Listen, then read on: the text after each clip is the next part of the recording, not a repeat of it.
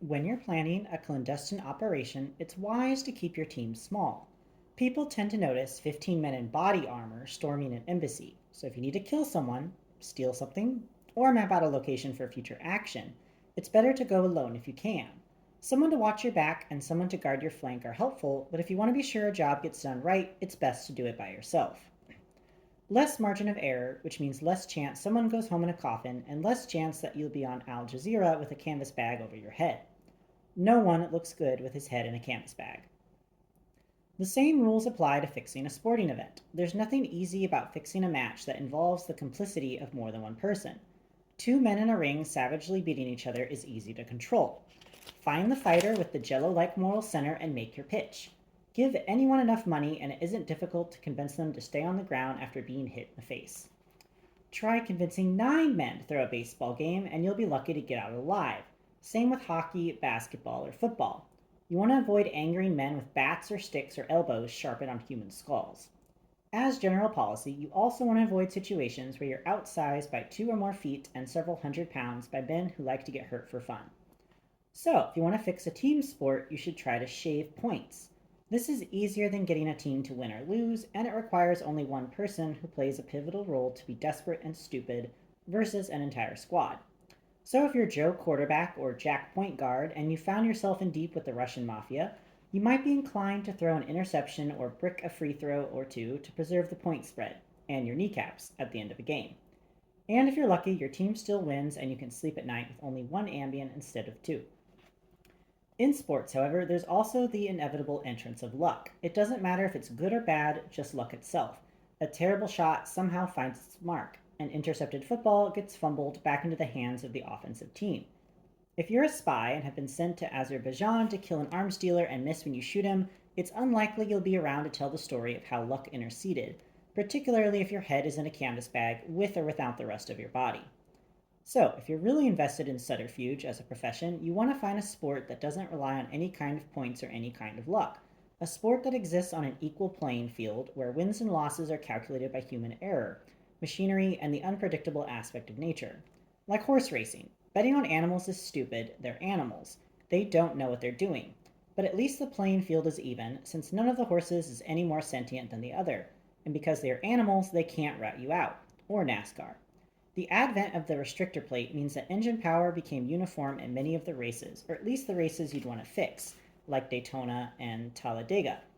Betting on cars is just as stupid as betting on animals, since they tend to break down, crash, and then blow up and kill people, which frequently requires investigation.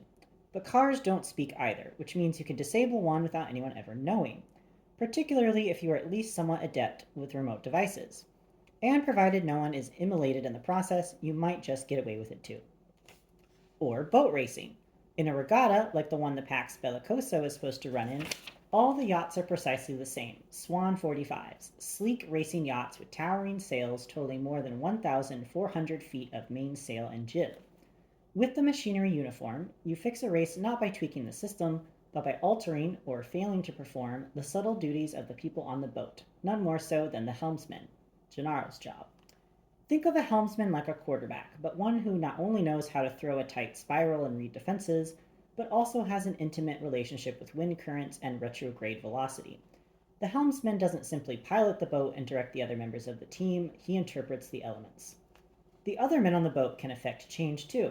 It can be as simple as reacting a few moments late on an order, carrying more weight on your person than expected, or if need be, falling overboard. If you need to make a lot of money fast, and that means illegally, you want to avoid the ponies and cars, since both are bet on regularly without criminal involvement, and both are so deeply regulated that trying to muscle in to affect a race of any significance is simply not worth the time and effort. It would take less time to heist a casino. But the international regatta world is different.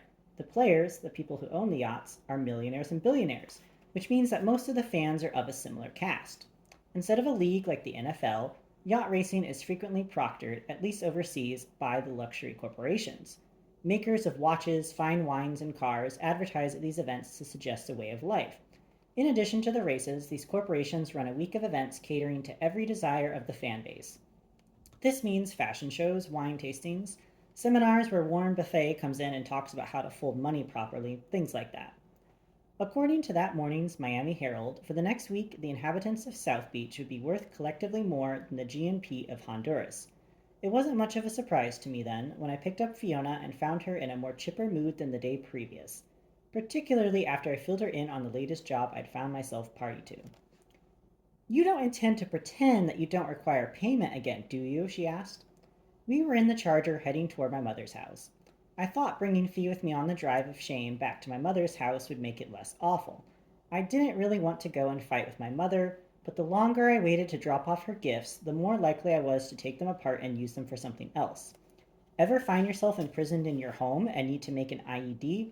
Turning a slow cooker into a bomb takes only a few household cleaning items, a bit of foam from an old ice chest, and if you're looking to really hurt someone, a handful of paper clips or in a pinch the zipper from your pants. I also figured that if I had Fiona with me, two things might happen. I'd attempt to be more civil in the face of the now vivid memories I had of my leg encased in plaster, and I'd be able to use her as an excuse to get out of recocking the fireplace or cutting a cord of wood for the frigid spring months or shoving my hand into the disposal again to fish out calcified animal fat. Sam was working on the financial end, I said. And to think your government used to trust you, she said. The job came through a contact of Sam's, I said. So now there's a finder's keeper's rule?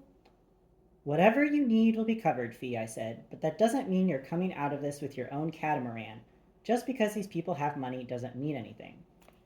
I never liked taking money. It made this all feel like a job, like something I was now doing permanently versus doing to keep my skills up, or to buy time, or simply because it was the right thing to do. You're employed by the people when you're a spy, even if they aren't aware of it most of the time, and my feeling was that once I figured out my burn notice, I'd be paid back. But just the same, I have to eat. And Fee needs shoes and purses and that lipstick that makes her lips look irresistible, and I prefer she made money with me instead of selling guns or picking up jobs for bounty hunters and such. Even if we weren't together as in together, life was still fundamentally more interesting with Fiona in the frame. I once owned a yacht, I'll have you know, Fee said. Owned? Possessed might be a better word, she said. What does that mean? It means for about a month I managed to live on one off the coast of Montenegro, fully staffed, even had a girl who came in and fluffed the pillows, and a small boy who would come in at nightfall with a plate of cookies and chocolates. What happened? I said. The owners came out of their comas. That happens, I said.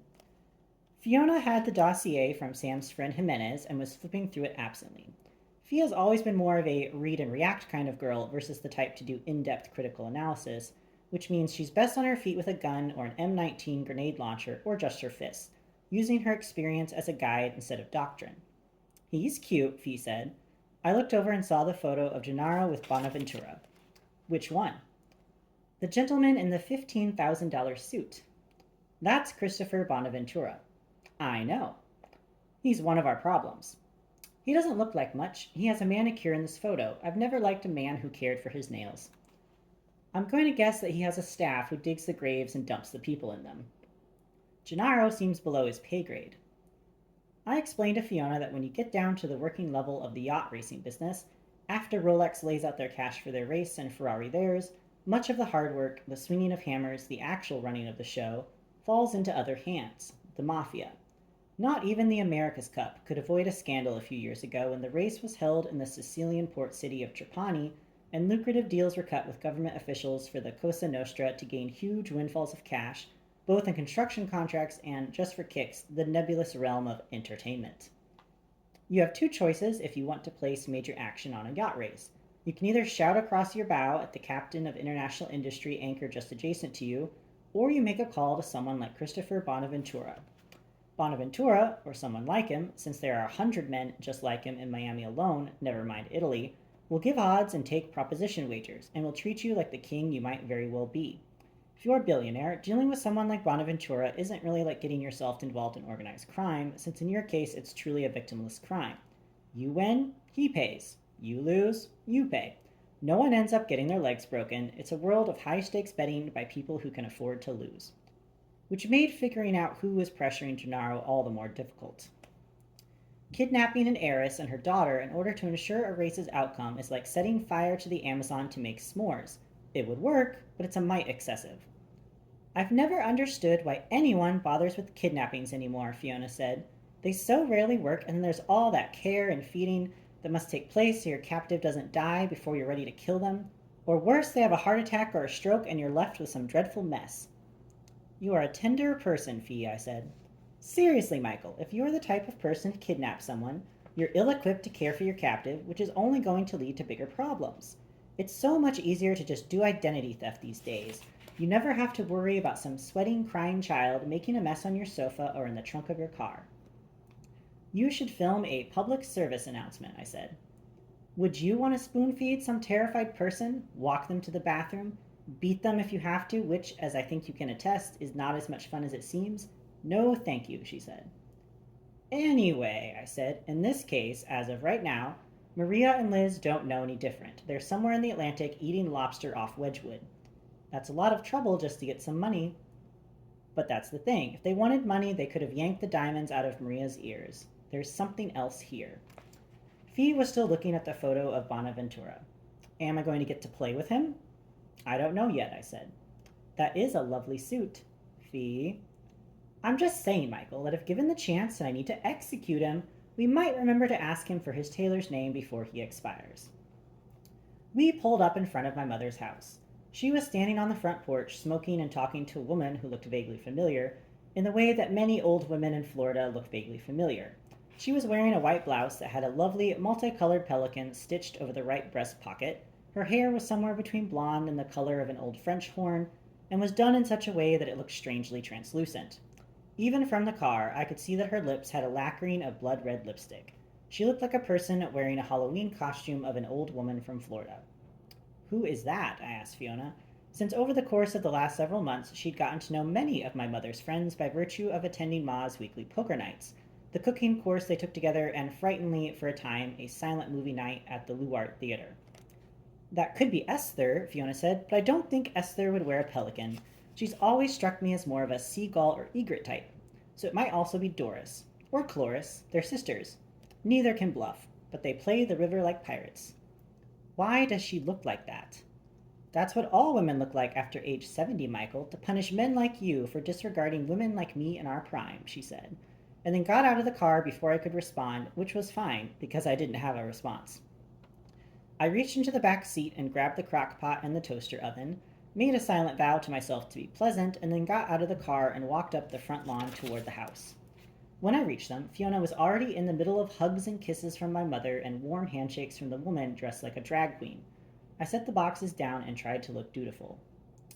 Loretta, Ma said to the woman, all pretense of joy gone, this is my son Michael. He's the one who works in shipping and receiving. Passive aggressive. My mother. A pleasure, I said, and shook Loretta's hand, which was like shaking a leather bag filled with chicken bones. Loretta looked me over with what could only be called disappointment. My son works in Tallahassee, Loretta said. That's great to hear, I said. For the governor, she said. Even better. Michael, Loretta just moved in across the way. I've been telling her all about you. I see that, I said. Your mother says you help people, Loretta said. I smiled. I envisioned helping Loretta's son out of a life of public service by virtue of the wholesale carpet bombing of Tallahassee, which as far as capital cities goes is about aesthetically pleasing as a bleeding cyst. I smiled some more. I pushed my sunglasses up the bridge of my nose, and then I spoke as calmly as possible. My mother overestimates my abilities, I said. I have a package that needs to get to Milton Freewater overnight, Loretta said. Pardon me? Your mother said you worked for... Who was it, Madeline? My mother took a puff on her cigarette and really pondered the question. Well, he doesn't like to talk about it. Do you, Michael? No, I said. I looked at Fiona, tried to curry a little sympathy for the torture, but she was enjoying this far too much. There's not a lot of sympathy that exists in Fiona. Was it FedEx, Loretta said, or those brown people? That's them, my mother said. She jabbed her cigarette at me in affirmation. UPS, right, Michael? My mother would have made an excellent counter-terrorism operative. You want to stop a terrorist cell from pouring polonium into the water supply? Need to stifle an assassination plot? Have to secure a booby-trapped bridge? Just drop my mother into the center of activity, and by day's end, she'd have guilted every single person into passivity. That's right, Ma, I said. If you have a package I can deliver, Why, Loretta, you just leave it on the trunk of my car and I'll make sure it gets where it needs to go in 24 hours or less, or I'll refund your money. I'll do that, Loretta said. She looked over at the charger, back at me, briefly at Fiona, and then paused with a finger to her upper lip, seemingly confounded by something just out of her mental reach, which, if pressed, I'd say was the majority of human knowledge. Would you like me to see if there are any openings in the mailroom where my son works? That's okay, I said. I love my job. That car is a hazard, and the gas prices you're paying, well, you're leaving quite the carbon footprint. I'm fine, I said. My son, he's an accountant. He could look at your finances. Is he single? Fiona asked. Oh no, she said. He likes women with some meat on their bones, not you South Beach types. Loretta reached over and gave Fiona's waist a pinch, causing Fee to emit a high-pitched squeal. People have lost the ability to walk for less. If you turn to the side, no one can see you. No offense. None taken, Fee said, but it was in a tone of voice that indicated to me that we were all about 10 seconds away from being party to a homicide. I gave my mother a look meant to alert her of that very thing, but she was already in motion. Loretta was just leaving, Ma said, and gave her new neighbor a slight push on the small of her back, like you would a puppy who wasn't getting outside fast enough. I thought we were going to play canasta, Loretta said. Can't you see my son is here? We'll play some other time.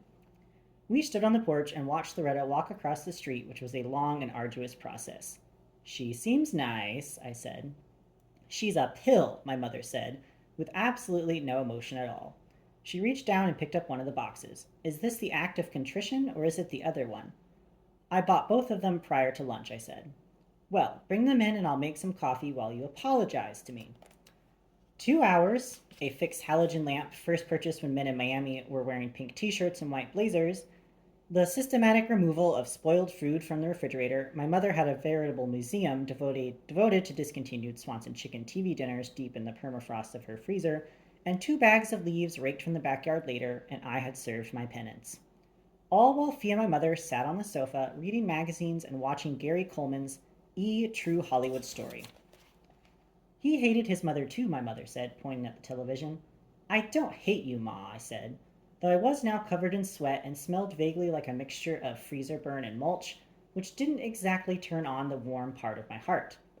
It was a little too much like when Nate and I were kids and we wake up to find a to-do list on the kitchen counter that consisted of the sort of chores perhaps best done by a crew of adult men. You've not lived until you've fallen from a palm tree with a saw in your hand. Even then, I didn't actually break my leg. I feel frustrated occasionally by you, but that's not hate, Ma. I wanted to talk about that, she said. This was about to be bad news. Ma, I said, I've got a busy week ahead of me, right, Fee? I'm not privy to your intimate plans, Michael, Fiona said. My mother ignored us both. I've made us an appointment. I'm not going to any more therapy appointments, I said. This isn't therapy, she said. Loretta said she and her son really connected after seeing this woman. I looked at Fiona for support, but she wasn't giving any indication that she cared. She was back to being riveted by Gary Coleman. What a strange little man, she said. You grew up in Ireland, the easiest things capture you. You said yourself that woman is a pill. But she and her son have a wonderful relationship. So do you and Nate, I said. My mom frowned. I know how to speak more languages than a translator at the UN. I can shoot someone between the eyes from half a mile away. If I'm shackled to an anchor and dropped overboard in the Caspian Sea, provided the currents are light and I've got a paperclip, I can be free and swimming the backstroke in 30 seconds. But I don't know how to diffuse my mother's frown. Didn't at 10, don't now. I thought we were done with this stuff, I said. You kicked the last therapist out of the house. I think your recovery has hit a bump. They said it would happen. Who are they? Well, on television. There's a reality program about just this sort of thing, and they say that people frequently return to their problems. They call it backsliding. There's a reality show about a spy whose mother makes him go to therapy? Michael, the point is you have to deal with your addiction. I'm not addicted to anything, Ma. What is this show? It follows drunks around and such, but the parallels are very clear to me and would be to you too. Anyway, this isn't about healing, it's about bonding. We don't ever bond, Michael. We just fight over the past, and I'm tired of it. We need to make new memories. How do you make a new memory? By definition, a memory has already happened.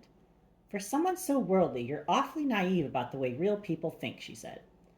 I exhaled, which was good, because I'd been holding my breath without even knowing it. Sometimes it's just easier not to breathe around my mother. It reminds me that things could be worse. I could be buried alive, for instance. When, I said. End of the week. What time? 1. We'll get lunch first. There's a charming diner just across the street where Loretta says you can get soy smoothies. You don't even like soy, I said. I had doubts she knew what it was, but I decided to keep that to myself. Michael, I'm making the effort, she said. If I'm busy, I said, I'll call you. What could you possibly be doing? Just as I was about to explain to my mother the entirety of the possibilities, I was saved by the ringing of my cell phone. It was Sam. Mikey, he said, there's been a slight change of plans. His voice sounded a touch on the anxious side. If there's one thing to know about Sam Axe, he doesn't get overly anxious. We didn't have any plans, Sam.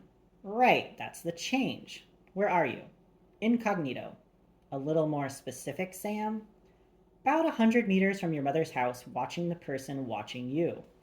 I walked across the living room, out the front door, and onto the porch. On the trunk of my car was Loretta's package, which was wrapped with so much tape that I could actually see my reflection in it. I looked down both sides of the street. Nothing. I don't see you, I said. That's because I'm a highly trained operative, Mike, he said. Do you see the Lexus parked on the other side of the stop sign to your southeast? I turned and casually gazed down the street behind me, gave a hearty belly laugh, and patted the top of my head like a trained monkey, all while staring at a car in the wrong neighborhood. The last time someone pulled down the street in a silver Lexus IS and parked under a shady tree for the afternoon, well, they were probably looking for me too. This is a Dodge and Honda street, and Honda had to muscle its way in.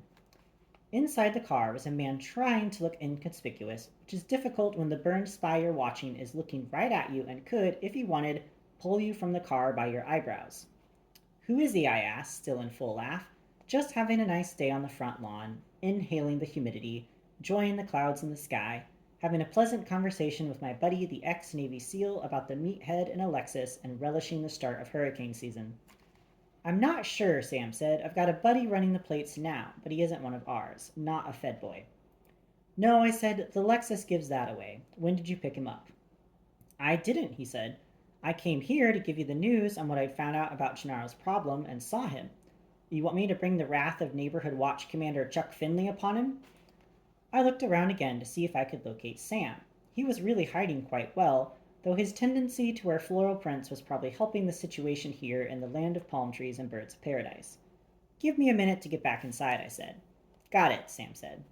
Just as I started to walk back toward the house, Loretta came sprinting, well, comparatively speaking, from across the street, her pelican shirt buttoned haphazardly, her hair in a set of rollers, a single word bursting from her in a fracture of frenzied repetition.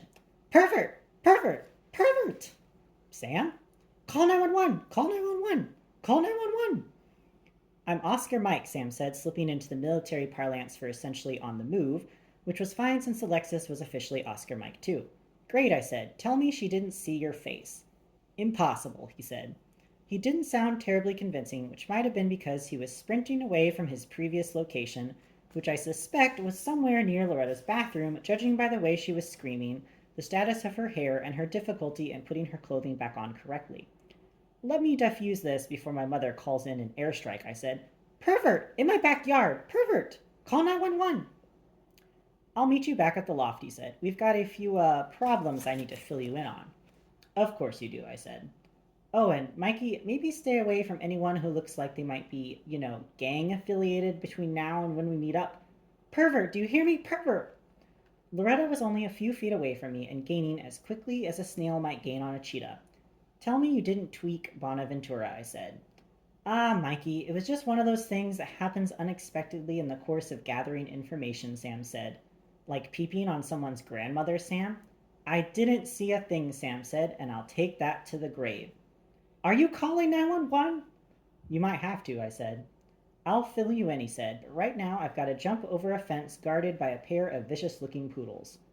Working with Sam was like working with a meat grinder. The end result tended to be palatable, but getting there occasionally involved a bit more blood and guts than you might expect. And hey, Mikey, I need you to remind me never to get dentures, okay?